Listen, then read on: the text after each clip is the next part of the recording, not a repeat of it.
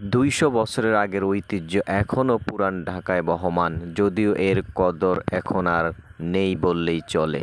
বন্ধুরা, আমি বলছি পুরান ঢাকার ঘোড়ার গাড়ির কথা, যেই ঘোড়ার গাড়িতে করে একসময় রাজা মহারাজারা চলাফেরা করতেন। যদিও এই ঘোড়ার গাড়িগুলি এখন আর তেমন একটা কদর নেই, তারপরেও তারা এই ঐতিহ্য এখনও ধরে রেখেছেন।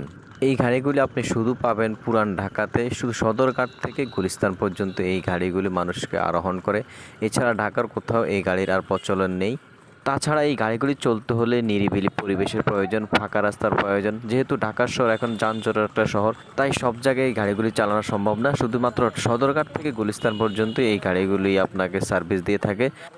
আর পুরান ঢাকার ঐতিহ্যের মধ্যে এই ঘোড়া গাড়ি একটা অন্যতম একটা ঐতিহ্য।